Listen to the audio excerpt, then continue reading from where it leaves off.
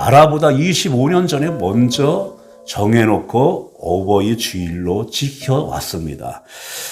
많은 사람들이 이제 한때는 기독교인들은 뭐 제사도 잘 안 지내고 저 불효한 놈들 아니냐 이런 소리도 많이 들었는데 그게 아닙니다. 성경에는 인간을 향한 또 하나님을 향한 그 계명을 십계명을 10가지 계명을 주었는데 이 계명이 딱 전반부 후반부로 나눠져 있어요. 그래서 인간이 이제 할 도리, 사람을 할 도리의 첫 계명이 5계명입니다. 다섯 번째 이 5계명이 뭐냐 하면 네 부모를 공경하라. 인간을 향한 계명 중에 첫 번째가 부모를 공경하라.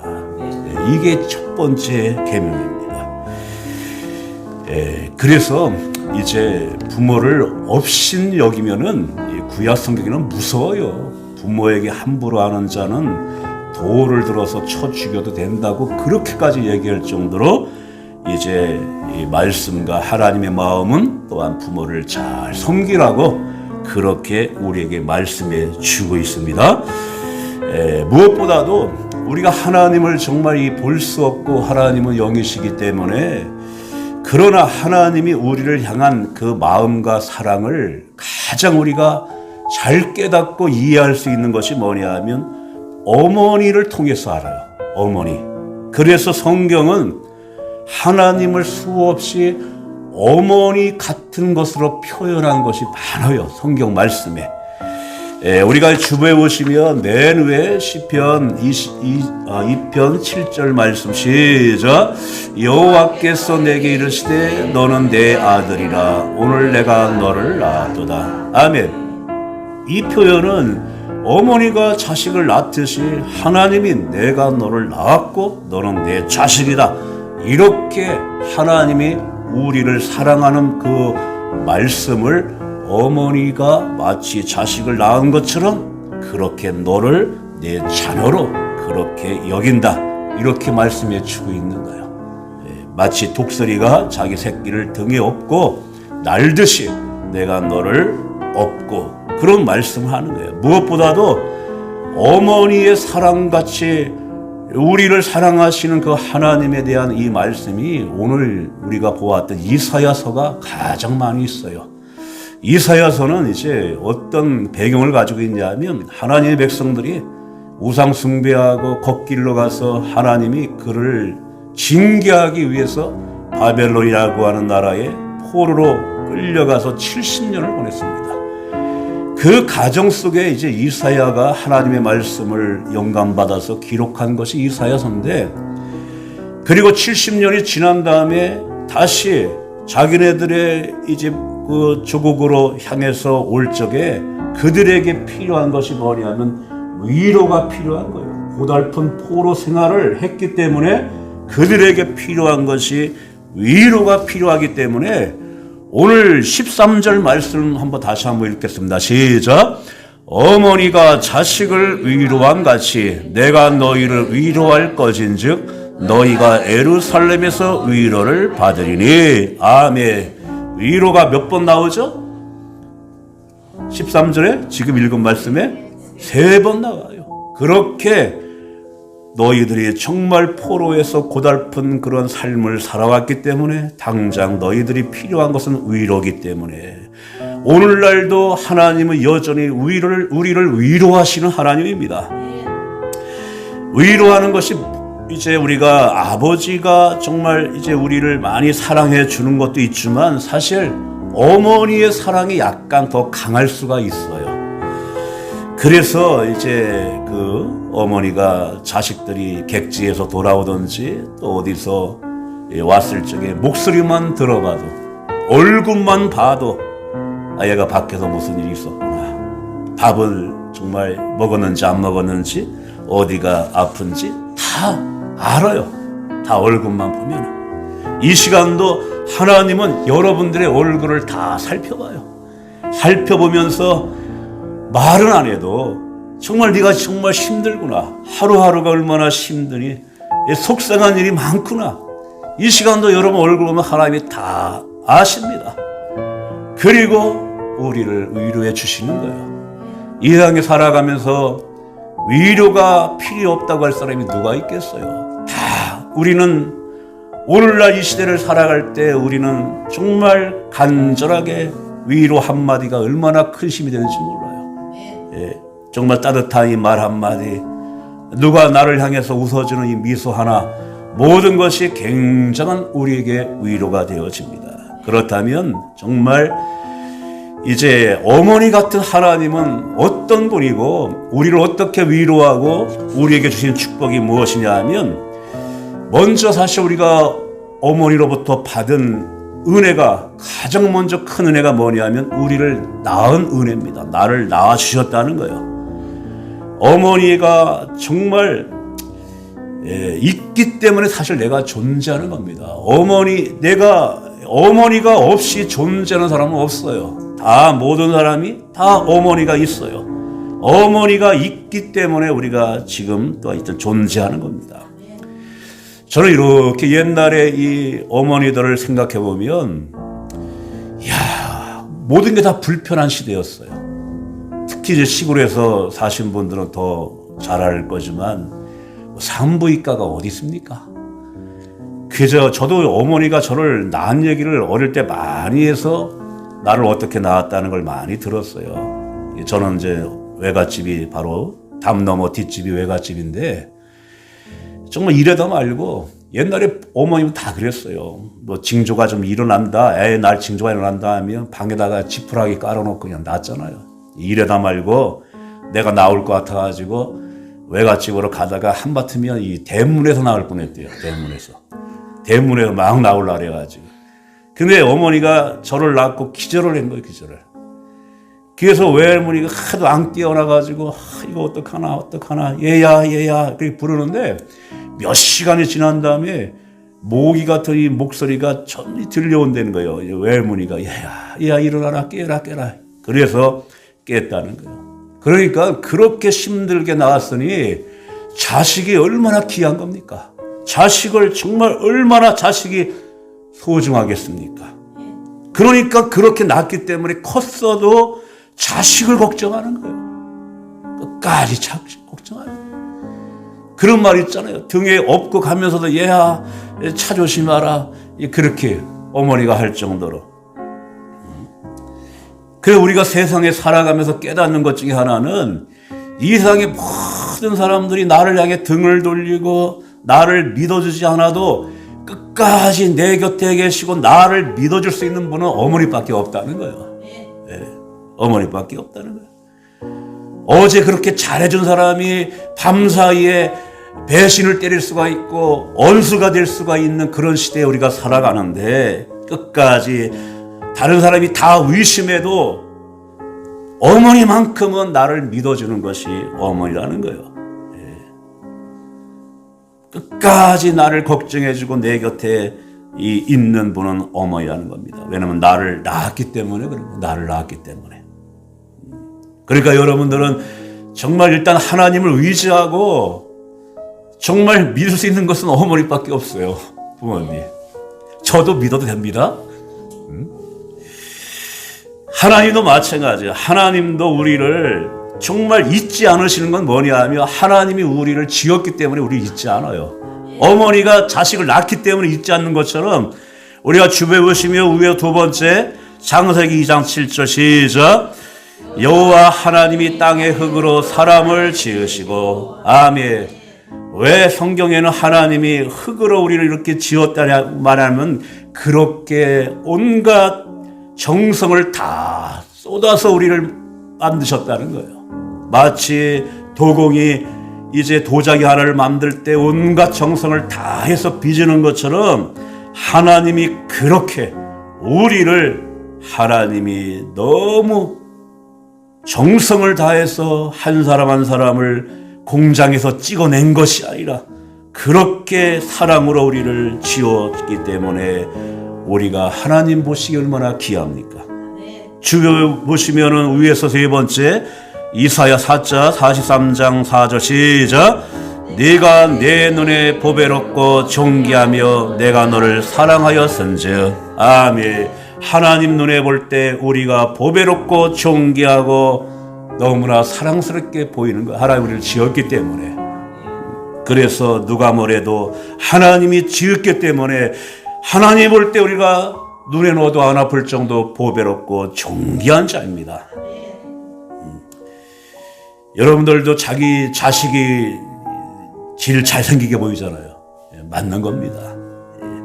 어떤 분은 암만 해도 이게 이 아들이 이게 좀 잘생긴 건 아닌데 그 부모는 그런 얘기예요. 내 자식이라 그래서 그런 것이 아니라 제일 잘생겼다고. 근데 우리 봤을 때는 이게 빠지는데 그러니까 자기가 낳았으니까 다 예뻐 보이고 잘생겨 보이는 거예요. 그 하나님도 우리를 보실 때 마찬가지예요. 그렇게 우리를 지으셨기 때문에 우리를 버릴 수가 없고 잊을 수가 없다는 거예요. 하나님 우리를. 그래 우리가 주 배우시면 위에서 네 번째 이사야 49장 15절 시작. 그들은 혹시 잊을지라도 나는 너를 잊지 아니할 것이라. 아멘. 요 말이 내가 중간부터 기록됐지만 요 말이 앞에 뭐냐 하면 젖먹이는 어머니가 어떻게 자식을 잊을 수가 있느냐. 혹시 버릴지라도 잊을지라도 하나님 나는 너를 잊지 않겠다는 거예요. 근데 사실 요즘의 시대에 많이 버리는 경우가 없잖아. 있어요. 그러나 하나님은 절대로 너희를 버리거나 잊지 아니하신다는 거예요. 하나님. 가끔 우리가 잘못할 때는 우리에게 부모가 야단을 치듯 하나님도 매를 들어요. 채찍을 들어서 힘들게 합니다. 깨닫게 하기 위하여. 그러나 채찍 맞아 아파도 그 아픈 부분을 다시 주님의 손으로 어루만져 주시고 넓은 품으로 안아 주십니다. 그래서 저와 여러분들이 죄인임에도 불구하고 지금껏 살아온 것도 하나님의 그 사랑 때문에 그래요. 하나님의. 그리고 어머니가 정말 준 그 은혜가 우리를 낳아준 은혜도 크지만 더 큰 은혜로 우리가 생각할 수 있는 것이 우리를 길러준 은혜입니다. 길러준 은혜. 왜냐하면 기르는 것은 평생 하기 때문에 그래요. 평생. 이 중에도 어릴 때 부모의 마음을 아프게 하지 않고 자라는 그런 사람은 없을 거예요. 그냥 어떤 분은 너무나 몸이 약해서 잔병 때문에 부모가 늘 마음이 아파하고 그런 또한 이제 부모의 마음을 아프게 한 자녀도 있고 그리고 사춘기 때에 부모에게 따지고 또 대항하고 대문 발길로 다 뻥 차고 나가버리고 그래서 이 정우 형제가 크게 웃네. 그런 경험이 많나 본데. 그래서 부모의 마음에 대못을 박았던 그런 이제 아프게 했던 그런 이제 우리의 모습이 아마 다 있을 겁니다. 그러나 그럼에도 불구하고 부모는 우리를 기르셨다는 거예요. 그러니까 어머니가 하신 것과 하나님이 우리를 향해서 하신 것이 너무나 같기 때문에 제가 그 말씀을 드리는 거예요. 오늘도 우리가 읽은 말씀도 있지만 어머니는 정말 이 젖을 우리에게 빨아서 이제 우리를 키웠어요. 어머니의 젖을 더 먹으려고 그냥 젖꼭지도 입으로 깨물어서 피가 날 정도로 그렇게 또 막내들은 또 이 젖을 얼마나 독차지했습니까? 막판에. 그렇게 어머니의 젖만 들어간 것이 아니라 어머니 안에 피까지 우리 안에 다 들어가면서 자랐어요. 그렇게 하나님도 우리에게 세상에 듣지 못한 하나님의 이 말씀, 그걸 신령한 젖이라고, 신령한 젖을 우리에게 먹이셨어요. 우리가 11절 한번 읽을까요? 시작. 너희가 젖을 빠는 것 같이 그 위로하는 품에서 만족하겠고 젖을 넉넉히 빤 것 같이 그 영광의 풍성하로 말미암아 즐거워하리라. 아멘. 그렇게 젖을 어머니가 먹인 것처럼 포로 생활의 고달픈 그 시절에도 하나님은 생명의 말씀으로 위로해주고 소망의 말씀을 자꾸 줬어요. 너희들이 그 끝나는 날이 올 것이다. 다시 한번 너희들이 회복하는 날이 올 것이다. 그렇게 계속해서 젖을 먹이시며 공급해 주었습니다. 이 시간도 우리가 그렇게 하나님의 젖을 먹고 있는 거예요. 말씀을 통해서. 성경에는 이 하나님의 말씀을 마치 어린아이들이 젖을 먹어야 사는 것처럼 하나님의 말씀을 젖으로 그렇게 표현을 해요. 우리가 주부에 보시면 한가운데 베드로전서 2장 2절 시작. 갓난 아이들같이 순전하고 신령한 젖을 사모하라. 아멘. 그렇게 하나님의 말씀을 사모하라. 이렇게 말씀해 주는 거예요.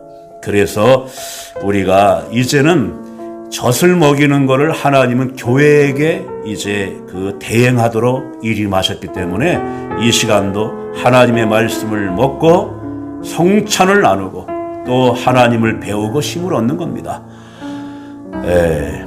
그래서 우리가 최고의 하나님의 젖을 먹은 것이 뭐냐 하면 우리가 지금 읽었던 주보에 그 밑에 요한복음 6장 55절 시작. 참된 양식이요 내 피는 참된 음료로다.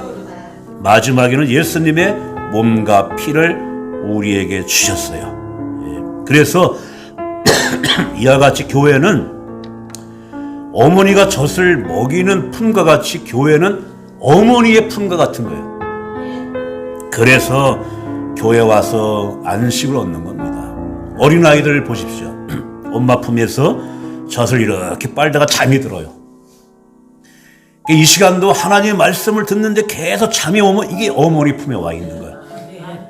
저는 아직 이 수준까지 올라가지 못했지만 앞으로 제가 말씀을 전하면 다 잠잘 때가 올 거예요. 그때가 와야지 저도 이제 성숙해지는 거예요. 그냥 하나님 말씀하면 그때부터 잠이 들어서 끝날 때 눈을 뜨는 그렇게 어머니 품에 안기면 잠이 오듯이 세상의 온갖 긴장이 다 풀리면서 너무나 마음이 편안한 거예요. 그게 어머니 품이에요. 그래서 우리가 이제 12절 말씀도 한번 읽을까요? 12절 시작. 여호와께서 이와 같이 말씀하시되 보라 내가 그에게 평강을 간같이 그에게 문나라의 영광을 넘치는 시내같이 주리니 너희가 그 성읍에 젖을 빨 것이며 너희가 옆에 안기며 그 무릎에서 놀 것이라. 아멘. 그렇게 평강을 주고 또한 영광을 그리고 그 옆에 안기며 마치 아이가 엄마의 이제 팔베개를 딱 베고 누우면 얼마나 이게 행복합니까? 아무리 주변에서 전쟁이 일어나도 천둥번개를 쳐도 엄마 품에 안길 때가 가장 아이는 안심이요. 엄마 품에만 있으며 그것이 바로 그렇게 하나님께서 우리에게 하시는데 이런 역할을 누가 하냐 하면 성령 하나님이 하셔. 성령 하나님이. 그래서 우리가 교회 가면 성령이란 말을 많이 들어요. 이 성령은 곁에서 나를 함께하고 나를 돕는 그런 의미가 성령입니다.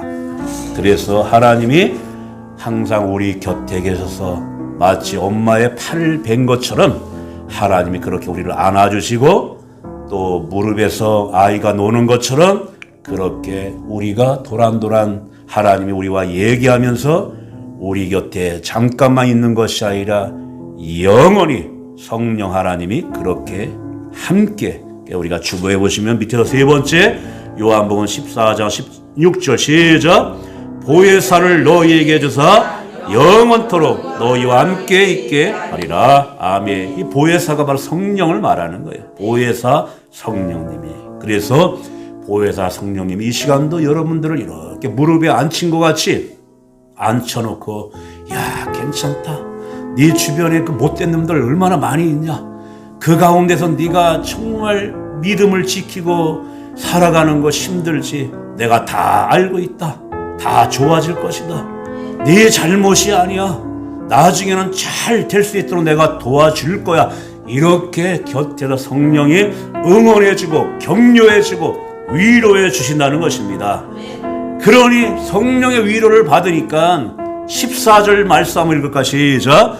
너희가 이를 보고 마음이 기뻐서 너희 뼈가 연한 뿔의 무서감 같으리라. 아멘. 우리의 마음이 기쁘며 충만해지는 거예요. 성령 하나님이 나를 격려해주고 위로해주고 응원해주니까 그리고 내 뼈가 연한 뿔의 무서감 같이 내 건강도 회복되어지고 강성해진다는 것입니다. 그래서 이제 성경에 보면 이 국률이라고 하는 이 말이 많이 나와요. 국률. 이 국률이라고 하는 이 원뜻이 어디서 나왔냐면 어머니의 자궁에서 나온 말이에요. 이 말이 라쿰이라고 하는 어머니의 자궁에서 이 말이 나왔는데, 이거는 어머니는 그냥 겉으로 사랑하는 것이 아니라 깊은 속에서부터 나오는 사랑으로 우리를 사랑해 준다고 할 때 이게 국률입니다. 이게 국률이에요. 그래서 하나님도 마찬가지입니다. 우리가 하루하루를 살아가는 이 하루하루의 삶도 하나님의 은혜가 있기 때문에 살아가는 거예요. 그냥 사람들이 일상이 늘 똑같이 되어지니까 하나님의 은혜를 잊을 때가 많이 있어요. 하나님이 이 낮에 강명한 이 빛을 모든 사람에게 골고루 다 비춰주잖아요. 매일같이 그냥 눈 뜨면 밝아지는 거, 그거를 반복적으로 받게 되니까 잊고 살 수가 있지만 하나님의 은혜 때문에 사는 거예요. 다 하나님의 베풀어 주시는 은혜 때문에. 하나님의 사랑은 어쩔 수 없이 우리를 사랑하는 것이 아니라 하나님의 국률하심 이 속에서 나오는 사랑입니다. 하나님의 본성은 사랑이라고 말했어요. 그래서 정말 내 곁에 아무리 초라한 부모라도 옆에 살아계시면 그것이 위지가 되고 힘이 되는데, 하나님은 영원히 살아계시는데 우리에게 무슨 문제가 있겠습니까? 하나님의 사랑은 변함이 없는 사랑이에요. 영원하신 사랑입니다. 겉으로만 사랑하는 것이 아니라 속에서 나오는 사랑입니다. 그 사랑 때문에, 그 인자하심과 긍휼 때문에 우리가 늘 살아가는 거예요. 우리가 주보에 보시면 맨 밑에 애가 3장 22절 시작. 여호와의 인자와 긍휼이 무궁하심으로 우리가 진멸되지 아니함이라. 아멘. 하나님의 사랑과 긍휼 속에서 나오는 이 긍휼, 우리를 불쌍히 여기시는 그 긍휼함이 무궁하다고 말씀해 주고 있습니다. 우리가 내 자신을 바라볼 때 지금 우리가 본래 내 거는 하나도 없어요. 사실 모두가 다 부모로부터 받은 거예요. 저도 이제 나이가 들면서 어느 날 거울을 볼 때 깜짝 놀래요. 거울 속에 왜 아버지가 계시지? 깜짝 놀래요. 여러분들도 아마 거울 보다가 친정어머니가 왜 여기 계시나? 나이가 먹을수록 점점 어머니를 닮아가고 있고 아버지를 닮아가고 있어요. 왜냐하면 다 주었기 때문에. 내 혈액형, 내 성격, 기질, DNA 모든 것이 다 부모가 주었기 때문에 우리는 받은 것밖에 없어요. 내가 잘나서 성공한 것 같지만은 부모의 걱정과 염려와 기도 때문에 다 그런 겁니다. 얼마나 가진 거를 다 우리에게 쏟아줬으면 이제는 몸 안에 있는 기력이 다 빠져나가니까 몸이 병들어가는 거예요. 나이 드시면은 다 자식을 위해 다 주었기 때문에 겨우 한 가닥 몇 가닥 버티는 겨우 그 힘 가지고 버티며 살아가시는 것이 부모예요. 다 자식을 위해 다 주었기 때문에. 근데 우리는 이런 부모에게 해드릴 것이 없다는 것이 안타깝고, 그저 우리가 할 수 있는 것은 기도밖에 없다는 거예요. 기도밖에 없다는 거예요. 그 하나님도 우리에게 얼마나 많이 주었습니까? 우리에게 호흡을 주셔서 우리가 코로 이제 이 숨을 쉬면서 이 땅에 우리가 살아갑니다. 아무리 위학이 발전됐다고 해도 하나님이 주신 것으로 우리는 살아가는 거예요. 네. 하나님이 창조하신 것 가지고 우리는 먹고 살아가는 겁니다. 우리가 아름답다, 정말 기쁘다 바라보는 모든 자연 만물도 하나님이 다 창조하신 것입니다. 모든 것이. 이뿐만 아니라 이 세상을 넘어 영원한 천국을 주셨어요. 그 영원한 천국을 주시기 위하여 예수님이 이 땅에 오셔서 몸에 몸이 찢기시고 몸과 피를 다 쏟아 주었기 때문에 우리는 지금 여기서도 살아가고 있지만 영원히 살아갈 자들입니다. 그러니까 우리가 이 어버이날을 통해서 이런 날은 사실 자녀들이 많이 와서 들으면 부모에게 잘해요. 사실 이런 말씀 들으면. 근데 정말 이제는 우리가 부모도 이제 세상을 떠나고 안 계신 분도 다 있을 거예요. 부모를 생각하면 그립고 부모에 생각하면 죄송스럽고 한편으로 감사할 뿐이고, 그러나 이제는 우리가 하나님의 자녀가 됐다는 거예요. 이제는 내가 이제는 하나님을 통해서, 오늘 아까 주보에 맨 처음에 읽었던 말씀처럼 너는 내 아들이라, 너는 내 자녀라, 내가 너를 낳았도다. 우리는 거듭난 하나님의 자녀가 되었기 때문에 이제는 하나님의 마음을 기쁘시게 하면 되는 겁니다. 하나님의 뜻대로 살아가며 늘 하나님 앞에 감사합니다, 감사합니다. 부모에게 속을 많이 썩였으면 이제는 하나님을 향해서는 감사합니다, 감사합니다, 그 고백을 많이 해야 됩니다. 이런 마음이 평생을 가지고 살아가게 되면 이 다음에 정말 하나님 앞에 설 때 내 효녀가 왔다, 내 효자가 왔다, 그렇게 하나님 앞에 칭찬받기 위해서 하나님을 잘 섬겨야 됩니다. 부모가 자식을 위하여 아낌없이 주듯이 하나님 아버지는 하나님을 잘 섬기는 자에게 하나님은 정말 내가 무엇을 줄까 날마다 고민하시면서 우리에게 축복 주시기를 원하십니다. 이런 하나님을 잘 섬기며 하나님의 정말 잘했다 칭찬받는 그런 아들, 딸들이 다 되기를 주님의 이름으로 축원합니다.